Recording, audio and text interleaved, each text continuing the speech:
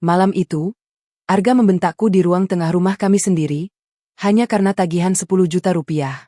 Ia menyebutku istri boros. Istri benalu.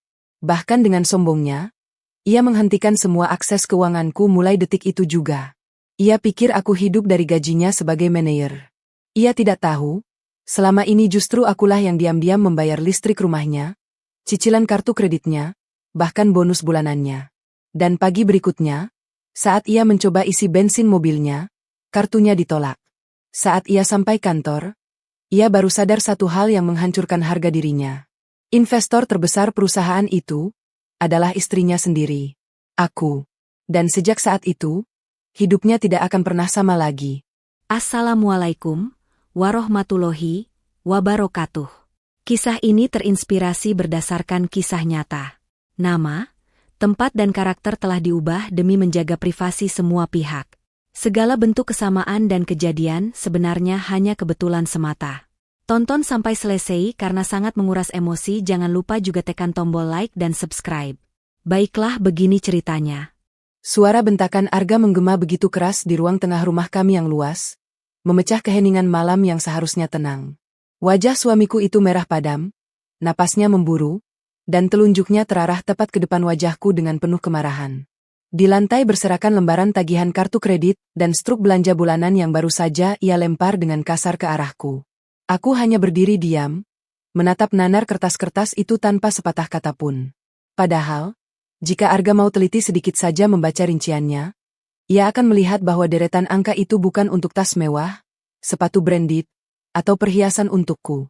Itu adalah tagihan listrik rumah yang memang besar karena AC di kamar ibunya, Ibu Ratna, harus menyala 24 jam penuh. Itu adalah tagihan susu formula mahal untuk anak kami, Dika, yang alergi susu sapi biasa. Itu juga biaya catering untuk acara arisan keluarga besar Arga minggu lalu yang ia pamerkan dengan penuh kebanggaan di depan saudara-saudaranya. Namun, di mata Arga saat ini, aku hanyalah istri benalu. Istri yang tidak bekerja, yang hanya tahu menghabiskan gaji suaminya yang menjabat sebagai manajer pemasaran. Kenapa diam saja? Merasa bersalah? Hah? Arga kembali mendesak, matanya menatapku dengan tatapan merendahkan seolah aku adalah kotoran di sepatunya. Aku menarik napas panjang, berusaha menahan gejolak di dada yang terasa sesak. Ingin rasanya aku tertawa keras di depannya. Dia ribut soal 10 juta rupiah, padahal dia tidak sadar siapa yang sebenarnya menopang hidupnya selama ini. Arga melangkah maju, mempersempit jarak di antara kami. Kamu pikir gajiku itu air yang mengalir terus? Bulan ini saja tabunganku tergerus hampir 10 juta hanya untuk menutup kartu kreditmu. Kamu ini istri macam apa, Nadia? Bisanya cuma menodongkan tangan setiap hari. Aku menatap mata suamiku lekat-lekat, mencari sisa-sisa cinta yang mungkin masih ada, namun yang kutemukan hanyalah kesombongan yang meluap-luap. Perlahan aku membungkuk, memungut satu lembar tagihan yang ada di dekat kakiku, lalu meletakkannya dengan tenang di atas meja kayu jati itu. Mas Arga, suaraku terdengar datar, tanpa nada tinggi, tanpa air mata yang biasanya jatuh. Kamu yakin mau aku mengurus hidupku sendiri? Kamu yakin tidak mau lagi membiayai apapun di rumah ini? Arga menjawab cepat dengan nada angkuh. Sangat yakin. Ia mengeluarkan dompetnya, mengambil kartu debit platinum miliknya, yang saldonya sebenarnya sering aku isi diam-diam dari rekening pribadiku, dan memasukkannya kembali ke saku jasnya seolah takut aku akan merebutnya. Mulai detik ini, aku stop semua akses keuanganmu. Makan, beli bensin, pulsa, urus sendiri.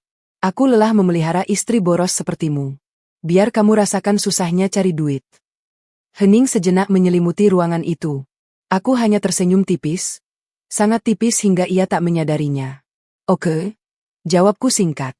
Reaksiku yang begitu tenang tampak mengejutkannya, namun egonya yang tinggi menutup segala logika di kepalanya.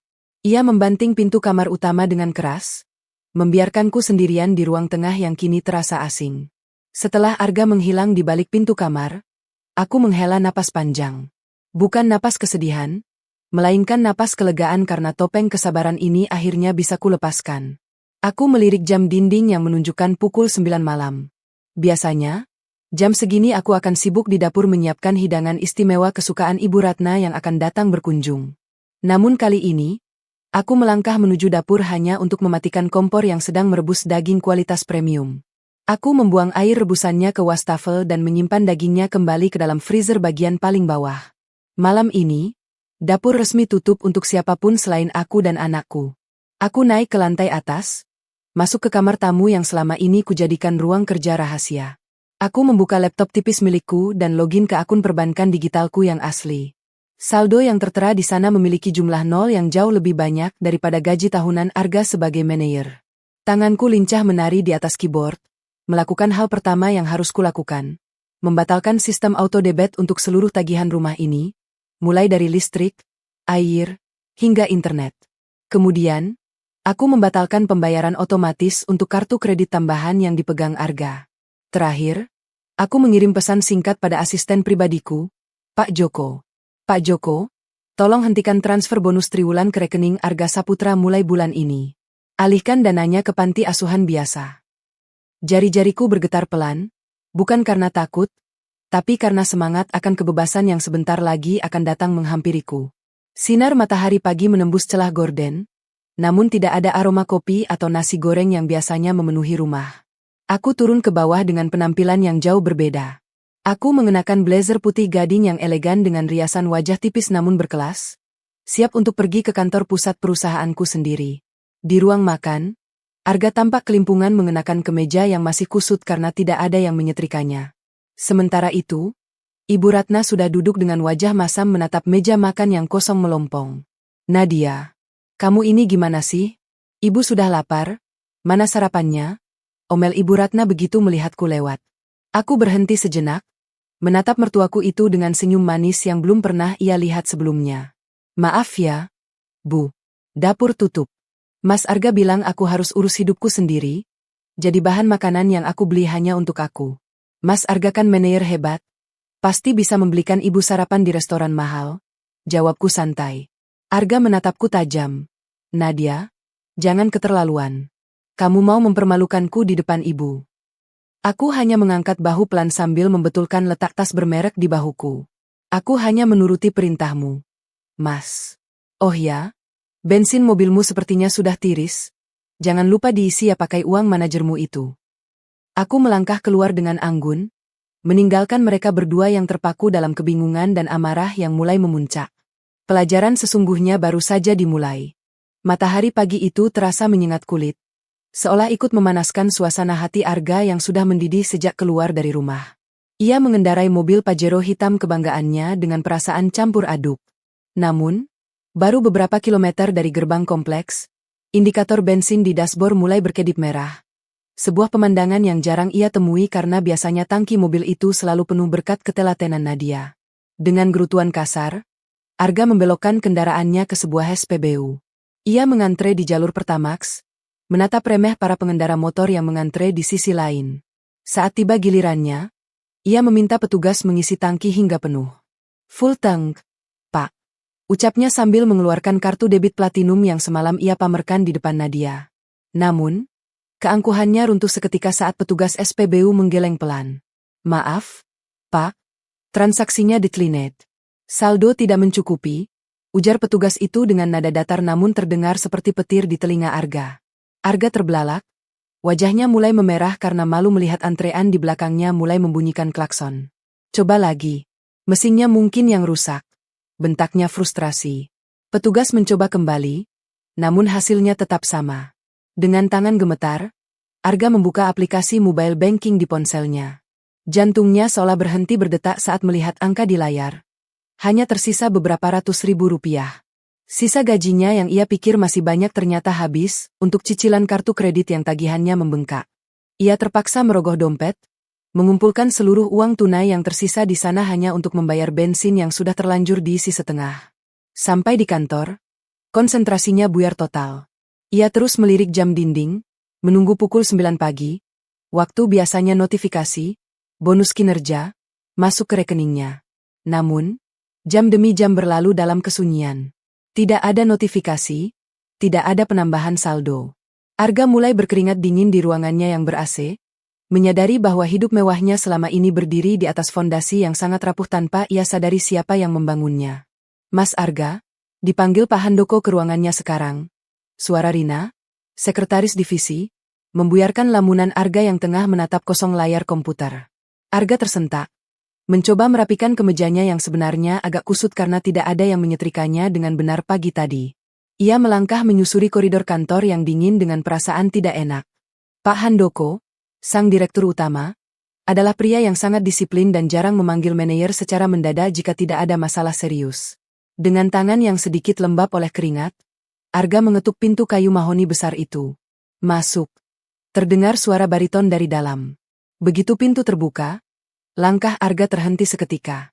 Di sana, di balik meja kerja yang megah, tidak hanya ada Pak Handoko.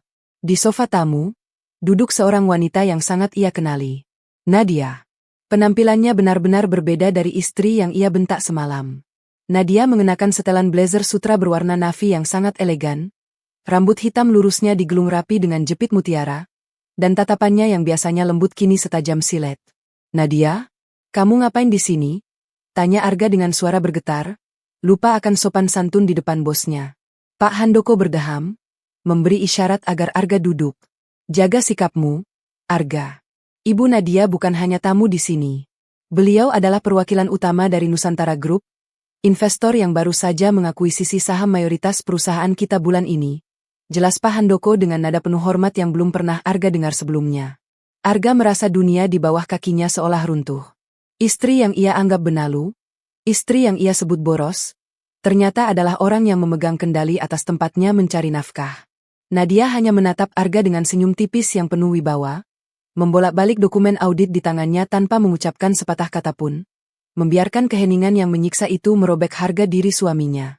Nadia meletakkan dokumen audit itu di meja dengan suara, klak, yang pelan namun terdengar seperti ledakan di telinga Arga. 3 tahun terakhir ini kamu merasa karirmu cemerlang, bukan? Bonus kinerja yang selalu masuk setiap tanggal 15, fasilitas mobil, hingga pujian dari manajemen.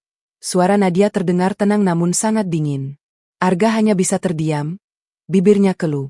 Arga? Gaji manajermu itu sebenarnya tidak pernah cukup untuk gaya hidup sosialitamu dan ibumu. Bonus yang kamu banggakan itu bukan dari perusahaan, melainkan uang pribadiku yang kusisipkan lewat sistem payroll khusus agar kamu tetap merasa punya harga diri sebagai suami.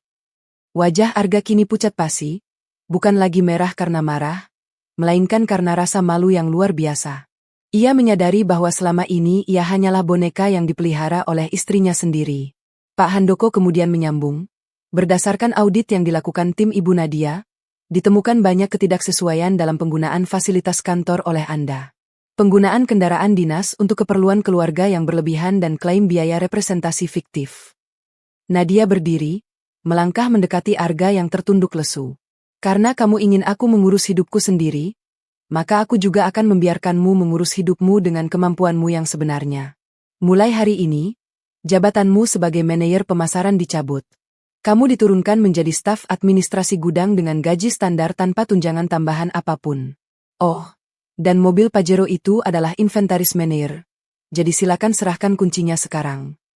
Dengan tangan gemetar hebat, Arga merogoh saku celananya, mengeluarkan kunci mobil yang selama ini menjadi simbol statusnya, dan meletakkannya di telapak tangan Nadia. Ini baru permulaan dari kemandirian yang kamu inginkan. Mas, bisik Nadia tepat di telinga Arga, sebelum ia melangkah keluar ruangan dengan langkah anggun yang meninggalkan aroma parfum mahal. Meninggalkan Arga yang kini bukan siapa-siapa lagi di perusahaan itu. Arga melangkah keluar dari lobi kaca gedung Nusantara Group dengan kaki yang terasa seberat timah. Sinar matahari siang yang terik langsung menyengat kulitnya, seolah ikut mengejek kehancurannya. Di tangannya, ia hanya memegang sebuah tas kerja yang kini terasa tak berguna. Ia menoleh ke arah area parkir VIP, tempat Pajero hitamnya biasanya terparkir dengan gagah. Kini, ia melihat seorang petugas keamanan sedang memasang stiker inventaris baru di kaca depan mobil itu. Rasa perih menghujam ulu hati Arga. Simbol kesuksesannya telah dirampas dalam hitungan menit. Beberapa karyawan yang dulu selalu membungkuk hormat padanya kini berbisik-bisik sambil melirik sinis ke arahnya. Gosip tentang demosi sang manajer pemasaran menjadi staf gudang tampaknya menyebar lebih cepat daripada api di musim kemarau. Arga mencoba menahan amarah yang mendidih di dadanya, namun wajahnya tetap memerah padam karena malu yang luar biasa. Ia merogoh saku, mencari kunci mobil, sebelum teringat bahwa benda itu sudah berpindah ke tangan Nadia. Untuk pertama kalinya dalam bertahun-tahun, Arga harus berjalan kaki menuju gerbang luar kompleks perkantoran. Keringat mulai membasahi kemeja mahalnya yang kini tampak kusam. Ia berdiri di pinggir jalan raya yang bising, menatap nanar pada deretan mobil yang melaju, menyadari bahwa ia tidak lagi memiliki kemewahan untuk menghindari debu dan polusi Jakarta. Saat sebuah bus kota yang penuh sesak dan berbau asap knalpot berhenti di depannya, Arga ragu sejenak. Ia melihat orang-orang berdesakan di dalam, pemandangan yang selama ini ia anggap kasta rendah. Namun, saldo di dompetnya yang menipis memaksanya untuk naik. Di dalam bus, ia terhimpit di antara penumpang lain, tangannya memegang pegangan besi yang lengket. Setiap guncangan bus terasa seperti tamparan bagi egonya. Ia membayangkan Nadia yang mungkin saat ini sedang duduk nyaman di ruangan ber-AC, memimpin rapat direksi dengan wibawa yang tak tertandingi. Arga memejamkan mata, mencoba menghalau bayangan itu, namun yang tersisa hanyalah kebencian yang mulai berpadu dengan ketakutan akan masa depan yang kini tampak gelap gulita. Pintu rumah megah itu terbuka dengan decitan yang seolah mengejek nasib Arga. Ia masuk dengan langkah gontai, kemejanya sudah benar-benar basah oleh keringat dan bau debu jalanan. Di ruang tengah, Ibu Ratna langsung berdiri dari sofa dengan wajah masam yang sangat kentara. Arga, akhirnya kamu pulang. Kamu tahu tidak? Dari tadi ibu menunggu makan siang? Nadia itu benar-benar keterlaluan. Dia pulang sebentar tadi, tapi langsung masuk ke kamar atas dan tidak menyiapkan apapun di dapur. Omel Ibu Ratna dengan suara melengking. Arga hanya bisa menghela napas panjang. Kepalanya terasa pening. Ia berjalan menuju dapur, berharap setidaknya ada sisa makanan. Namun, pemandangan yang ia temukan membuatnya terpaku. Pintu kulkas 2 pintu yang biasanya penuh dengan bahan makanan premium kini ditempeli kertas besar bertuliskan, "Milik Nadia, jangan disentuh." Begitu juga dengan lemari penyimpanan bahan kering yang kini digembok kecil. Nadia benar-benar menjalankan ancamannya. Tak lama kemudian, Nadia turun dengan pakaian santai namun tetap terlihat elegan. Ia membawa sebuah kotak makanan dari restoran berbintang yang aromanya langsung memenuhi ruangan. "Oh, sudah pulang, Mas? Bagaimana rasanya naik bus umum di jam sibuk?" Tanya Nadia dengan nada datar namun penuh sindiran. Ia duduk di meja makan, membuka kotak makanannya yang berisi steak wagyu berkualitas tinggi. Ibu Ratna mendekat dengan wajah marah. "Nadia, kamu jangan egois. Berikan makanan itu pada ibu. Ibu sudah lapar." Nadia menatap mertuanya dengan tenang, menyuapkan sepotong daging ke mulutnya sebelum menjawab. "Maaf, Bu. Seperti kata Mas Arga kemarin, saya harus urus hidup saya sendiri. Dan makanan ini saya beli dengan uang saya sendiri. Kalau ibu lapar, silakan minta Mas Arga membelikan makanan. Dia kan oh maaf, maksud saya, dia kan punya gaji sendiri." Arga mengepalkan tangannya di atas meja, wajahnya merah padam menahan rasa hina. Ia menyadari bahwa posisinya kini benar-benar terpojok. Tanpa akses ke uang Nadia, ia bahkan tidak tahu apakah ia sanggup membelikan Ibu Ratna makan malam yang layak setelah gajinya dipotong drastis nanti. Nadia terus makan dengan tenang, mengabaikan ketegangan yang menyelimuti ruangan itu seolah-olah Arga dan ibunya adalah orang asing yang tak kasat mata. Pukul 6 pagi, Arga sudah harus berada di area gudang yang terletak di bagian belakang kompleks pabrik yang jauh dan gersang. Udara di sana lembab dan berdebu, sangat kontras dengan kantor pusat yang mewah. Ia mengenakan rompi keselamatan berwarna oranye terang yang terasa kasar di kulitnya. Pak Asep, kepala gudang yang bertubuh gempal dan berkulit legam, menatap Arga dengan pandangan meremehkan. "Jadi ini mantan manajer yang katanya mau belajar mandiri?" Sindir Pak Asep sambil meludah ke samping. "Di sini tidak ada ruang AC, Pak Arga. Hanya ada keringat dan kerja keras. Tugas pertamamu adalah memindahkan 500 kardus ini ke rak blok C sebelum jam makan siang." Arga menatap tumpukan kardus besar yang menjulang tinggi di hadapannya. Tangannya yang biasanya hanya memegang pena dan gawai kini harus mencengkeram pinggiran kardus yang kasar. Baru 10 kardus ia pindahkan, punggungnya sudah terasa seperti mau patah. Keringat bercucuran deras, membasahi rompinya. Beberapa pekerja gudang lain yang sedang beristirahat tampak menertawakannya dari kejauhan. Mereka adalah orang-orang yang dulu sering Arga bentak saat pengiriman barang terlambat. Kini, roda berputar. Setiap kali Arga berhenti sejenak untuk mengatur napas, Pak Asep akan berteriak, "Jangan manja. Waktu adalah uang." Di tengah rasa lelah yang luar biasa, Arga melihat sebuah mobil sedan mewah berwarna putih mutiara melintas di kejauhan, menuju gedung manajemen. Ia tahu itu adalah mobil Nadia. Nadia mungkin sedang bersiap untuk memimpin rapat strategis, sementara ia di sini, berkubang debu dan rasa sakit fisik. Rasa benci di hati Arga semakin dalam, namun ia juga mulai merasakan ketakutan yang nyata. Ia menyadari bahwa ia tidak memiliki kekuatan fisik untuk melakukan pekerjaan ini dalam jangka panjang. Namun, ketika ia mengingat saldo rekeningnya yang hanya tersisa recehan, ia tidak punya pilihan selain terus mengangkat kardus berikutnya. Setiap kardus yang ia angkat terasa seperti beban kesombongannya sendiri yang kini harus ia tanggung satu persatu dengan rasa sakit yang tak terbayangkan. Arga melangkah keluar dari lobi kaca gedung Nusantara Group dengan kaki yang terasa seberat timah.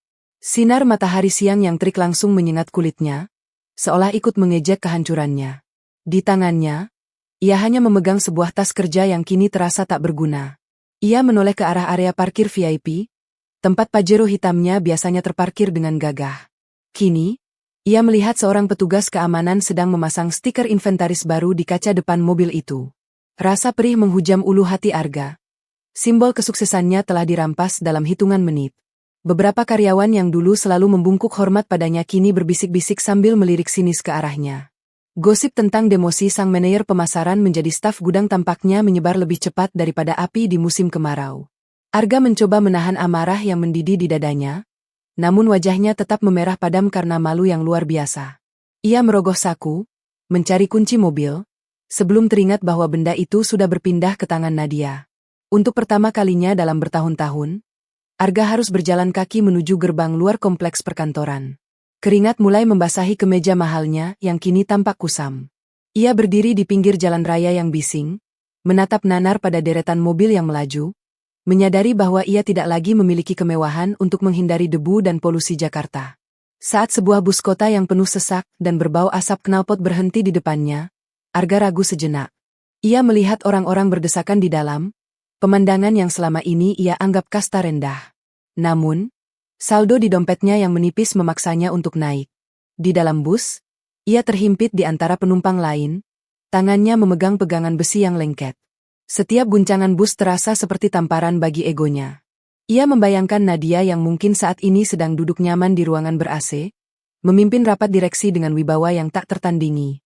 Arga memejamkan mata, mencoba menghalau bayangan itu, namun yang tersisa hanyalah kebencian yang mulai berpadu dengan ketakutan akan masa depan yang kini tampak gelap gulita. Pintu rumah megah itu terbuka dengan decitan yang seolah mengejek nasib Arga. Ia masuk dengan langkah gontai, kemejanya sudah benar-benar basah oleh keringat dan bau debu jalanan. Di ruang tengah, Ibu Ratna langsung berdiri dari sofa dengan wajah masam yang sangat kentara. Arga, akhirnya kamu pulang. Kamu tahu tidak? Dari tadi ibu menunggu makan siang?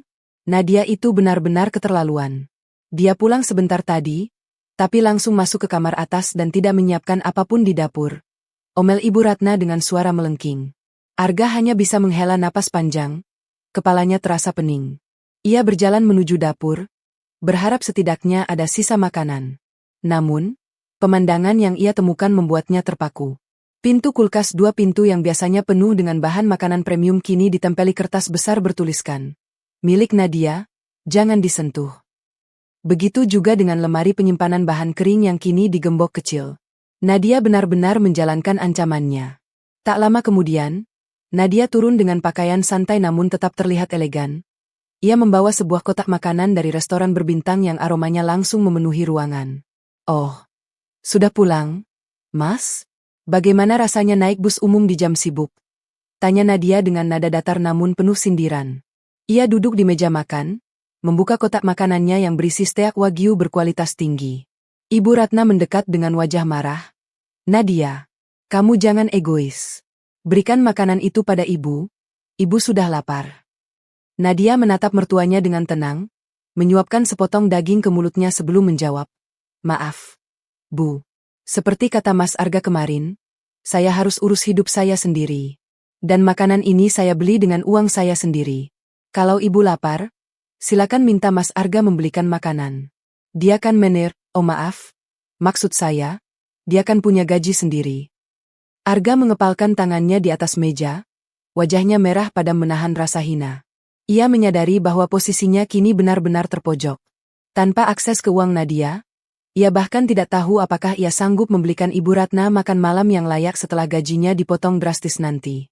Nadia terus makan dengan tenang, mengabaikan ketegangan yang menyelimuti ruangan itu seolah-olah Arga dan ibunya adalah orang asing yang tak kasat mata.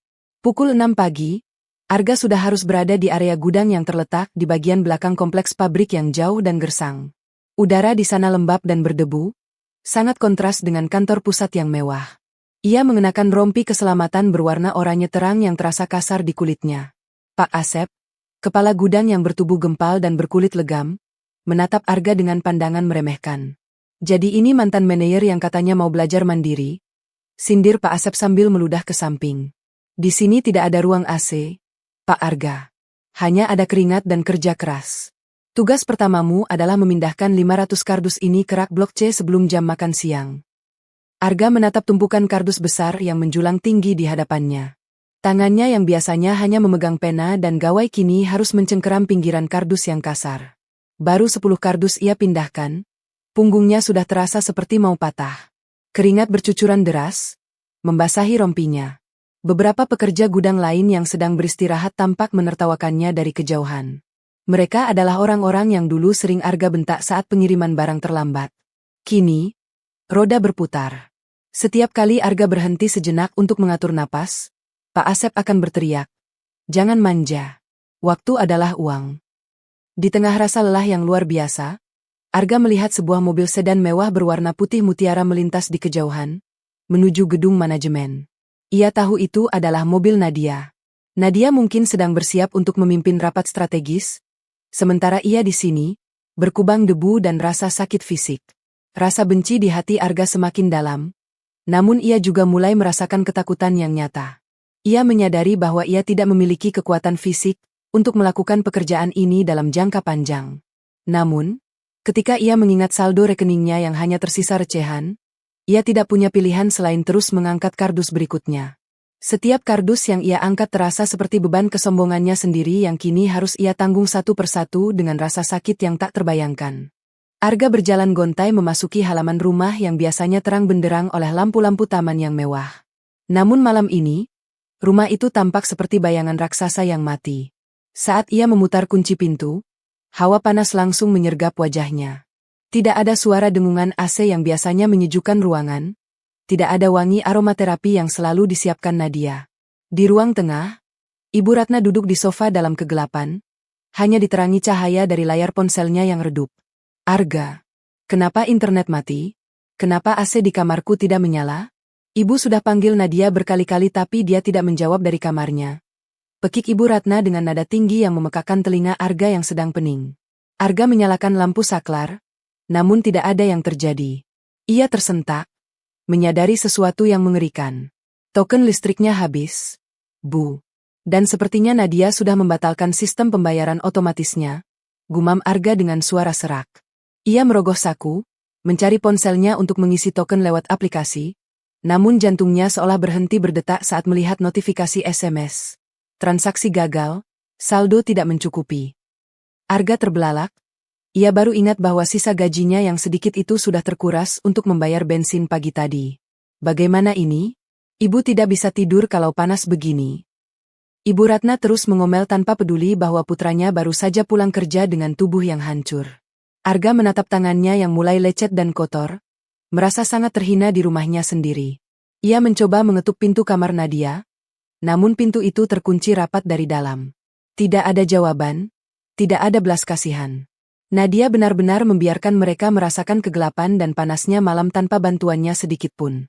Arga terpaksa tidur di sofa ruang tamu yang gerah, dengan keringat yang terus mengucur dan perut yang melilit karena lapar, sementara bayangan kemewahan masa lalu terus mengejeknya dalam diam. Pagi berikutnya, suasana di meja makan terasa begitu mencekam. Nadia turun dari lantai atas dengan penampilan yang sangat memukau. Nadia is an elegant Indonesian woman in her late 20s, with long, straight black hair and a poised, calm demeanor. She has intelligent, observant eyes and a natural, understated beauty, wearing a high-quality silk blouse in emerald green. Di tangannya, ia membawa nampan berisi sarapan kontinental yang harum, roti panggang artisan, telur orak-arik dengan truffle oil, dan segelas jus jeruk segar. Ia duduk dengan tenang di meja makan kayu jati yang besar, mengabaikan Arga yang sedang mencoba menyeduh mie instan dengan air yang hanya suam-suam kuku karena dispenser listriknya mati. Ibu Ratna mendekat dengan wajah memelas yang dibuat-buat. Nadia, masa kamu tega makan enak sendirian sementara ibu dan Arga cuma makan mie instan? Berikan sedikit telur itu untuk ibu, pinta Ibu Ratna sambil mencoba meraih piring Nadia. Dengan gerakan yang sangat anggun namun tegas, Nadia menggeser piringnya menjauh. Maaf, Bu. Seperti yang Mas Arga katakan, saya harus mengurus hidup saya sendiri. Bahan makanan ini saya beli dengan uang saya, dan jumlahnya hanya cukup untuk satu orang. Bukankah Mas Arga manajer hebat yang bisa memanjakan ibu? Jawab Nadia sambil menatap Arga dengan senyum yang sangat tipis. Arga membanting garpunya ke meja, wajahnya merah padam karena merasa sangat dipermalukan. Nadia, kamu benar-benar sudah berubah jadi wanita yang kejam, bentak Arga. Nadia hanya meletakkan garpunya dengan pelan, suaranya tetap tenang namun menusuk. Aku tidak kejam, Mas.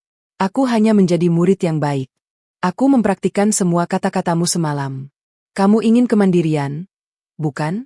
Inilah rasanya mandiri tanpa uang istrimu. Nadia melanjutkan makannya dengan tenang. Setiap kunyahannya seolah menjadi tamparan bagi ego Arga yang kini hancur berkeping-keping. Arga hanya bisa menelan ludah melihat makanan mewah itu, menyadari bahwa otoritasnya di rumah ini telah menguap sepenuhnya. Debu di gudang pabrik terasa mencekik paru-paru Arga yang tidak terbiasa dengan kerja fisik yang berat. Sudah 5 jam ia mengangkat kardus-kardus berisi komponen mesin, dan punggungnya terasa seolah akan patah. Rompi oranye yang ia kenakan sudah basah kuyup oleh keringat. Di tengah rasa lelahnya, ia mendengar suara gaduh dari arah pintu masuk gudang. Pak Handoko dan beberapa jajaran direksi tampak berjalan melakukan inspeksi rutin. Namun, yang membuat jantung Arga berdegup kencang adalah sosok yang berjalan paling depan di samping Pak Handoko. Itu Nadia. Ia mengenakan blazer navy yang sangat formal dengan rambut yang digulung rapi, tampak sangat berwibawa. Arga mencoba bersembunyi di balik tumpukan palet kayu, namun Pak Asep, kepala gudang, malah meneriakinya. Arga, kenapa berhenti? Itu tumpukan kardus di sana belum dipindahkan. Cepat kerja, jangan malas-malasan di depan petinggi perusahaan. Teriak Pak Asep dengan suara lantang. Seluruh rombongan direksi menoleh ke arah Arga. Nadia berhenti melangkah, matanya yang tajam menatap Arga yang sedang memegang kardus lusuh dengan wajah belepotan debu. Pak Handoko berdeham, Ibu Nadia, ini adalah salah satu staf administrasi gudang kita yang baru saja didemosi karena masalah kinerja. Nadia hanya mengangguk kecil, wajahnya datar tanpa ekspresi emosional sedikitpun. Pastikan dia bekerja sesuai standar, Pak Asep. Di perusahaan ini, tidak ada ruang untuk mereka yang hanya tahu menuntut tanpa memberikan hasil nyata, ucap Nadia dengan suara yang cukup keras hingga terdengar oleh Arga. Arga merasa ingin menghilang dari muka bumi saat melihat beberapa mantan bawahannya yang ikut dalam rombongan itu mulai berbisik-bisik dan menertawakannya. Harga dirinya benar-benar diinjak-injak di tempat yang dulu ia kuasai. Nadia melanjutkan perjalanannya dengan langkah yang mantap, meninggalkan Arga yang berdiri mematung dengan kepalan tangan gemetar, menyadari bahwa jurang antara dirinya dan istrinya kini sudah sedalam samudra. Malam itu, suasana di dalam rumah terasa begitu mencekam dan menyesakkan. Ruang tengah yang biasanya benderang oleh lampu kristal kini hanya diterangi oleh satu lampu sudut yang cahayanya mulai meredup. Karena Arga bersikeras menghemat sisa token listrik yang ia beli dengan uang terakhirnya. Arga, pria Indonesia berusia awal 30-an dengan fitur wajah tajam, duduk di sofa dengan bahu merosot. Kemejanya yang dulu rapi kini tampak kusam dan bernoda keringat dari gudang. Wajahnya memerah karena frustrasi dan kelelahan yang luar biasa. Di hadapannya, Ibu Ratna terus mengomel tanpa henti. Suaranya melengking memecah kesunyian malam. Arga, ibu tidak tahan lagi. Perut ibu perih, dan udara di sini panas sekali. Kenapa kamu tidak minta maaf saja pada Nadia dan minta dia menyiapkan makan malam? Dia itu istrimu, bukan musuhmu. Pekik Ibu Ratna sambil mengipasi dirinya dengan majalah lama. Arga hanya bisa memejamkan mata, menahan denyut di pelipisnya. Ibu, Nadia sudah menutup akses dapur. Dia benar-benar menjalankan apa yang aku katakan dulu. Aku yang salah, Bu. Aku yang bilang agar kami urus hidup masing-masing, jawab Arga dengan suara serak. Tak lama kemudian, pintu depan terbuka. Nadia, wanita Indonesia yang elegan di akhir usia 20-annya, melangkah masuk dengan langkah ringan yang sangat kontras dengan suasana hati Arga. Rambut hitam lurusnya tampak berkilau di bawah cahaya minim, dan ia mengenakan blus sutra berkualitas tinggi berwarna lavender yang memberikan kesan tenang namun berkuasa. Ia membawa sebuah kantong plastik kecil berisi obat-obatan untuk anak mereka, Dika, namun tidak ada tanda-tanda makanan untuk Arga atau Ibu Ratna. Oh, masih belum tidur? Hemat energi itu bagus, Mas Arga. Setidaknya kamu belajar cara mengelola sumber daya yang terbatas, ucap Nadia dengan nada datar namun penuh sindiran. Ia berjalan menuju tangga tanpa menoleh sedikit pun ke arah meja makan yang kosong melompong. Ibu Ratna mencoba mencegatnya. Nadia, kamu tega sekali melihat ibu mertuamu kelaparan. Nadia berhenti sejenak, menatap Ibu Ratna dengan mata yang cerdas dan observan. Maaf, Bu. Saya hanya menghormati keputusan Mas Arga untuk mandiri secara finansial. Jika saya memberi ibu makan, itu berarti saya meremehkan kemampuan Mas Arga sebagai seorang pria. Bukankah begitu, Mas? Pertanyaan itu menggantung di udara, membuat Arga semakin merasa kecil dan tak berdaya di rumahnya sendiri yang kini terasa seperti penjara.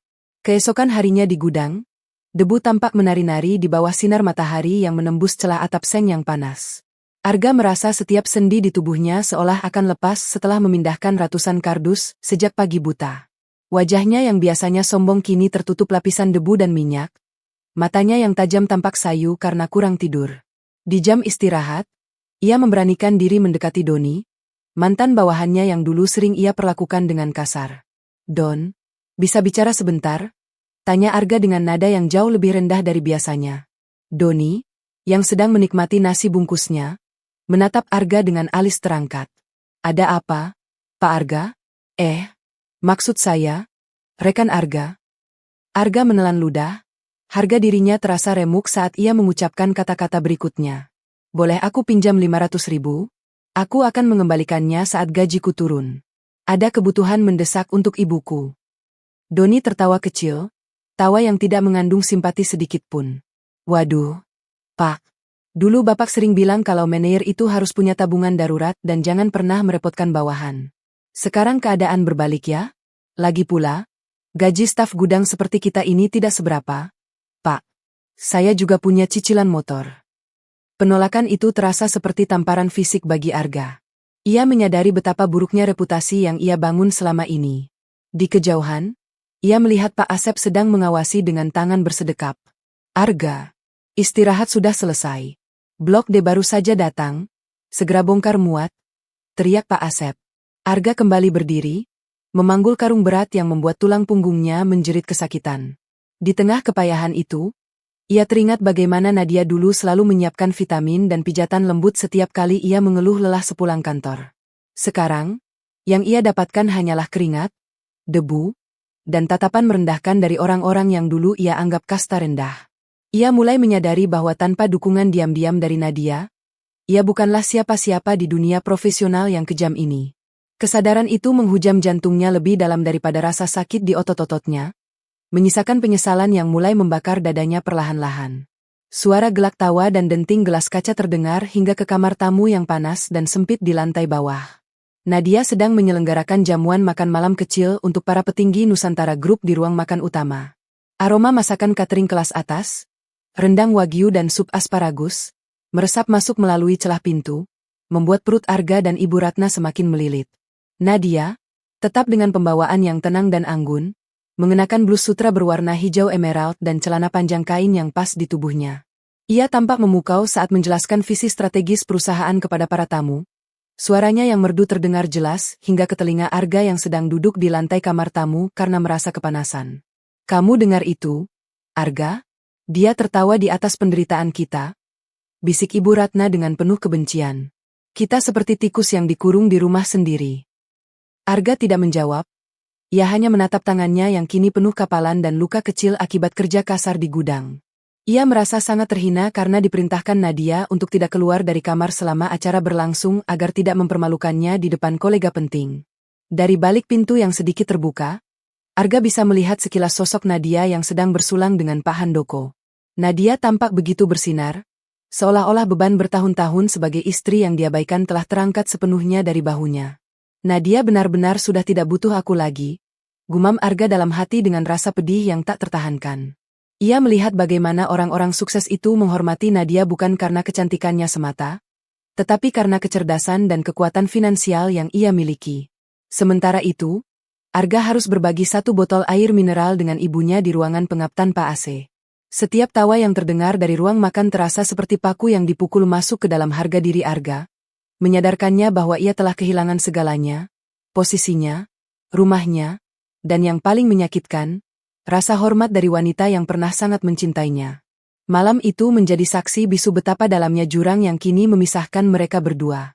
Cahaya bulan yang redup masuk melalui celah jendela ruang tengah yang kini terasa sangat panas tanpa hembusan AC. Arga berdiri di depan layar ponselnya yang retak, menatap angka saldo di aplikasi perbankannya dengan mata yang memerah. Hari ini adalah hari gajian pertamanya sebagai staf administrasi gudang.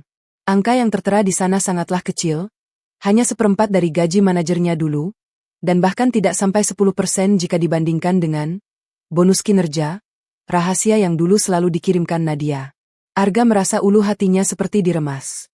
Ia mulai menghitung di dalam kepalanya, cicilan mobil yang sudah menunggak, tagihan kartu kredit Ibu Ratna yang mencapai belasan juta, belum lagi kebutuhan makan sehari-hari. Hanya segini, desisnya dengan suara bergetar. Arga, pria Indonesia berusia awal 30-an dengan fitur wajah tajam, terlihat sangat berantakan.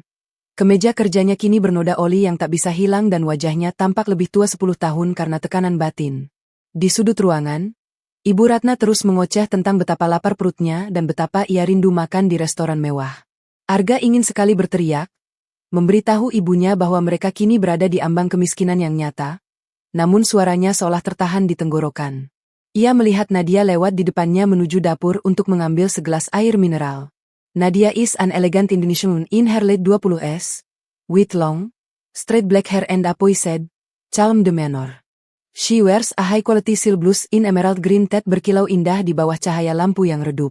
Nadia sama sekali tidak melirik ke arah Arga, seolah suaminya itu adalah udara kosong. Arga memberanikan diri untuk bicara. Nat, gajiku sudah turun, tapi ini tidak cukup untuk membayar tagihan listrik dan air bulan ini. Nadia berhenti sejenak, menyesap airnya dengan anggun, lalu menatap Arga dengan mata cerdas yang dingin. Itu masalahmu, Mas. Bukankah kamu manajer hebat yang tahu cara mengelola uang? Pakailah kemampuan manajerialmu itu untuk bertahan hidup. Aku tidak lagi bertanggung jawab atas kekacauan yang kamu buat sendiri. Nadia melangkah pergi, meninggalkan Arga yang hanya bisa mengepalkan tangan dalam kegelapan, menyadari bahwa mulai besok, ia harus benar-benar memutar otak hanya untuk sekadar bisa makan nasi dan tempe. Pagi hari yang biasanya tenang kini berubah menjadi badai bagi Arga. Nadia memanggil Arga dan Ibu Ratna ke ruang tamu utama. Nadia berdiri dengan tegak, memancarkan aura kekuasaan yang tak tergoyahkan. Nadia is an elegant Indonesian woman in her late 20s, with long, straight black hair and a poised, calm demeanor. She wears a crisp white tailored silk blouse and trousers, looking every bit like the owner of a conglomerate. Di tangannya, ia memegang sebuah map berwarna biru tua. Karena Mas Arga bersikeras untuk mandiri, aku memutuskan untuk menyederhanakan asetku. Rumah ini terlalu besar dan mahal perawatannya untuk seseorang yang tidak lagi berkontribusi apapun. Ujar Nadia dengan suara yang datar namun menusuk. Arga tersentak. Apa maksudmu, Nat? Nadia meletakkan map itu di atas meja kayu jati. Aku sudah menjual rumah ini kepada seorang investor. Transaksinya sudah selesai tadi pagi. Kalian punya waktu 48 jam untuk mengemasi barang-barang kalian dan keluar dari sini. Ibu Ratna menjerit histeris. Nadia, kamu gila? Ini rumah anakku. Kamu tidak bisa mengusir kami begitu saja. Nadia menatap mertuanya dengan tatapan yang sangat tenang, seolah teriakan itu hanyalah gangguan kecil. Maaf, Bu, tapi sertifikat rumah ini atas namaku. Dan Arga, kamu tahu itu dengan sangat baik. Mas Arga, silakan cari tempat tinggal yang sesuai dengan gajimu sebagai staf gudang. Aku sudah menyiapkan truk pindahan untuk membawa barang-barang pribadiku ke apartemen baruku besok pagi. Sisanya, silakan kalian urus sendiri. Arga, pria Indonesia berusia awal 30-an dengan fitur wajah tajam, hanya bisa berdiri mematung dengan wajah memerah karena malu dan marah yang meluap-luap. Ia menyadari bahwa ia tidak memiliki kekuatan hukum atau finansial apapun untuk melawan. Dunia yang ia bangun dengan kesombongan kini benar-benar runtuh, meninggalkannya tanpa atap untuk bernaung. Dengan sisa-sisa harapan, Arga mendatangi sebuah kafe tempat ia biasanya berkumpul dengan rekan-rekan manajernya dulu. Ia berharap salah satu dari mereka bersedia meminjamkan uang atau setidaknya memberinya tumpangan tempat tinggal sementara untuk ibunya. Arga is an Indonesian man in his early 30s with sharp features. Dressed in a corporate shirt that kini terlihat agak kusam. Wajahnya memerah karena menahan rasa malu yang luar biasa. Ia duduk di depan mantan sahabatnya, Bayu, yang kini menjabat sebagai kepala divisi. Bei, aku sedang dalam posisi sulit. Bisakah kau meminjamkanku sedikit modal? Hanya untuk uang muka kontrakan kecil, pinta Arga dengan suara rendah. Bayu menatap Arga dari atas ke bawah, lalu tertawa kecil yang terdengar sangat merendahkan. Wah, Arga, sang manajer bintang yang selalu memamerkan mobil baru setiap tahun sekarang minta uang muka kontrakan? Kemana perginya kesombonganmu itu? Kami semua sudah dengar ceritanya. Arga, ternyata istrimu yang luar biasa itu yang menopangmu selama ini. Ya? Teman-teman yang lain di meja itu mulai berbisik-bisik dan tertawa sinis. Arga merasa seolah ribuan jarum menusuk harga dirinya. Aku sedang butuh bantuan. Bayu, jangan seperti ini. Arga mendesak dengan nada putus asa. Dengar, Arga. Di dunia bisnis, kita tidak bertaruh pada kuda yang sudah jatuh. Tanpa Nadia di belakangmu, kamu bukan siapa-siapa. Kamu hanyalah staf gudang yang bahkan tidak bisa menyetrika kemejanya sendiri. Balas Bayu sambil meletakkan beberapa lembar uang 10.000 di meja. Ini untuk ongkos busmu pulang. Jangan ganggu kami lagi. Arga keluar dari kafe itu dengan langkah gontai. Udara Jakarta yang panas dan penuh polusi terasa mencekik lehernya. Ia menyadari bahwa selama ini ia tidak memiliki teman sejati. Semua orang hanya menyukai uang dan status yang sebenarnya milik Nadia. Ia berjalan menyusuri trotoar yang berdebu, menatap gedung-gedung tinggi dengan rasa takut yang belum pernah ia rasakan sebelumnya. Waktu 48 jam berlalu seperti kedipan mata. Sebuah truk besar sudah terparkir di depan gerbang rumah, mengangkut furnitur-furnitur mahal yang sudah dijual Nadia. Nadia berdiri di teras rumah, mengawasi proses pembersihan dengan ketenangan yang mematikan. Nadia is an elegant Indonesian woman in her late 20s, with long, straight black hair and a poised, calm demeanor. She wears a high-quality silk blouse in lavender and dark tailored trousers, looking impeccable even di tengah kekacauan. Di sampingnya, Arga berdiri dengan dua koper tua di tangannya. Arga is an Indonesian man in his early 30s with sharp features, looking broken and defeated. His face reddened as he avoids looking at the neighbors who mulai mengintip dari balik pagar. Ibu Ratna duduk di atas koper sambil menangis sesenggukan, meratapi nasibnya yang harus meninggalkan kemewahan demi sebuah kontrakan petak yang sempit. Sudah waktunya, Mas Arga. Petugas keamanan akan mengunci gerbang ini dalam 10 menit, ucap Nadia tanpa nada emosi. Arga menoleh ke arah istrinya, berharap melihat sedikit saja rasa kasihan, namun yang ia temukan hanyalah dinding es yang kokoh. Nat, benarkah kamu tidak punya setitik pun belas kasihan pada ibu? Tanya Arga lirih. Nadia menatap Arga lurus ke matanya. Kasihan? Di mana kasihanmu saat kamu membentakku dan menyebutku benalu di depan ibumu? Di mana kasihanmu saat kamu membiarkan ibumu menghinaku selama bertahun-tahun? Ini adalah hasil dari pilihanmu sendiri. Arga, kamu ingin mandiri? Jadi mulailah sekarang. Nadia melangkah menuju mobil sedan putih mutiara miliknya, masuk ke dalamnya tanpa menoleh lagi. Mesin mobil menderu halus, dan perlahan kendaraan mewah itu meluncur keluar dari halaman, meninggalkan Arga dan ibunya yang kini berdiri di pinggir jalan raya dengan debu yang menyelimuti mereka. Arga menatap rumah besar itu untuk terakhir kalinya, menyadari bahwa gerbang emas kehidupannya telah tertutup selamanya oleh tangannya sendiri. Lampu bohlam redup 5 watt berayun pelan di langit-langit kamar kontrakan berukuran 3x3 meter itu, menebarkan cahaya kekuningan yang muram. Bau pesing dari selokan di depan pintu berpadu dengan aroma lembab dari dinding yang berjamur, menciptakan suasana yang membuat mual. Arga, pria Indonesia berusia awal 30-an dengan fitur wajah tajam, duduk di atas lantai ubin yang dingin dan retak. Kemeja kantornya yang tadi pagi masih tampak layak, kini benar-benar hancur, basah oleh keringat dan penuh noda debu jalanan. Wajahnya yang biasanya sombong kini memerah bukan karena marah, melainkan karena frustrasi dan rasa malu yang membakar ulu hatinya. Di sudut ruangan, Ibu Ratna duduk di atas satu-satunya kasur busa tipis yang mereka miliki, terus meratap dan memaki tanpa henti. Arga, ibu tidak bisa napas di sini. Kenapa kamu bawa ibu ke tempat pembuangan sampah ini?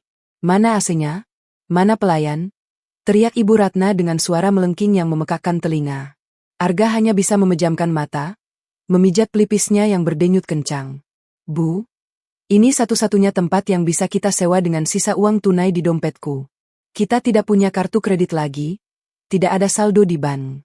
Semuanya sudah ditarik Nadia, bentak Arga dengan nada putus asa. Ia baru menyadari bahwa selama ini ia tidak pernah benar-benar mengelola uangnya sendiri. Ia hanya menghabiskan apa yang disediakan oleh sistem yang dibangun Nadia. Setiap kali Ibu Ratna mengeluh, rasa benci Arga kepada Nadia beradu dengan rasa takutnya akan masa depan. Ia menatap dua koper mereka yang terbuka, berisi pakaian-pakaian mahal yang kini terasa seperti sampah di ruangan kumuh itu. Malam itu, untuk pertama kalinya dalam hidupnya, Arga harus tidur dengan beralaskan lantai keras, mendengarkan suara tikus yang berlarian di balik plafon, menyadari bahwa harga dirinya telah runtuh berkeping-keping bersama hilangnya kenyamanan yang selama ini ia anggap sebagai hak patennya. Debu gudang yang tebal seolah menjadi santapan wajib bagi paru-paru Arga sejak pukul 7 pagi. Ia kini berdiri di tengah tumpukan palet kayu, mengenakan rompi oranye keselamatan yang kasar di atas kemeja kerjanya yang sudah berubah warna menjadi kusam. Arga, pria Indonesia berusia awal 30-an dengan fitur wajah tajam, terlihat sangat lelah dengan lingkaran hitam di bawah matanya. Setiap kali ia mengangkat kardus berisi komponen mesin yang berat, otot-otot lengannya menjerit kesakitan, sebuah penderitaan fisik yang belum pernah ia bayangkan sebelumnya. Di jam istirahat yang singkat, ia duduk di pinggir area bongkar muat, menyesap air mineral hangat dari botol plastik bekas. Tiba-tiba, televisi gantung di area istirahat buruh menyiarkan berita ekonomi. Sosok Nadia muncul di layar, tampak begitu memukau dan berwibawa. Nadia is an elegant Indonesian woman in her late 20s, with long, straight black hair and a poised, calm demeanor. She wears a high-quality silk blouse in emerald green and looks radiant as she menandatangani kontrak kerja sama strategis dengan investor asing. Pembawa berita menyebutkan bahwa Nadia baru saja menyelamatkan ribuan lapangan kerja melalui akuisisi Nusantara Group yang jenius. Arga menatap layar itu dengan perasaan hancur. Wanita yang dulu ia sebut benalu kini dipuja sebagai penyelamat ekonomi. Rekan kerja di gudang mulai berbisik-bisik. Lihat itu, istrinya hebat sekali. Ya, kasihan suaminya malah jadi kuli di sini gara-gara sombong. Kalimat itu seperti sembilu yang mengiris hati Arga. Di tengah rasa perih itu, seorang petugas HRD datang menghampirinya dan menyerahkan sebuah map coklat. Pak Arga, ini surat panggilan dari Pengadilan Agama. Gugatan cerai dari Ibu Nadia sudah masuk, dan beliau menuntut hak asuh penuh atas Dika karena Anda dianggap tidak layak secara finansial dan moral. Arga merasa dunianya benar-benar kiamat. Ia kehilangan segalanya, sementara Nadia terbang tinggi meninggalkan debu yang kini menyelimuti seluruh hidupnya. Ibu Ratna berdiri di depan etalase sebuah toko emas di pasar tradisional dengan wajah penuh harap. Ia mengeluarkan satu-satunya kalung berlian yang sempat ia selamatkan dari pengosongan rumah, berharap benda itu bisa menjadi penyelamat hidup mereka untuk beberapa bulan ke depan. Tolong taksir ini, Pak. Ini berlian asli dari butik ternama di Jakarta, ucap Ibu Ratna dengan nada angkuh yang masih tersisa. Pemilik toko, seorang pria tua dengan kacamata tebal, mengamati kalung itu melalui luv selama beberapa menit sebelum meletakkannya kembali di atas nampan bludru. Maaf, Bu. Ini bukan berlian asli. Ini hanya sirkonia kualitas tinggi dan logamnya pun hanya sepuhan. Nilainya tidak lebih dari 200.000 rupiah, ujar pria itu datar. Ibu Ratna terbelalak. Tidak mungkin. Menantuku, Nadia, bilang ini harganya ratusan juta. Pemilik toko hanya mengangkat bahu. Mungkin menantu Anda hanya ingin menyenangkan hati Anda dengan perhiasan imitasi yang terlihat mewah. Ibu Ratna lunglai, menyadari bahwa kemewahan yang ia pamerkan selama ini hanyalah fata morgana yang sengaja dibiarkan oleh Nadia untuk menjaga egonya. Ia pulang ke kontrakan dengan langkah gontai, mendapati Arga sedang duduk melamun menatap surat gugatan cerai. Arga, Nadia membohongi kita. Semua perhiasan ini palsu, teriak Ibu Ratna histeris. Arga menatap ibunya dengan tatapan kosong, lalu tertawa getir. Bukan Nadia yang membohongi kita, Bu. Kita yang membohongi diri sendiri, merasa hebat dengan uang orang lain. Sekarang nikmatilah kepalsuan itu. Di saat yang sama, Nadia di kantornya yang mewah sedang menandatangani dokumen terakhir perceraian mereka. Nadia is an elegant Indian woman in her late 20s, With long, straight black hair and a poised, calm demeanor. She has intelligent, observant eyes and a natural, understated beauty, wearing a high-quality silk blouse.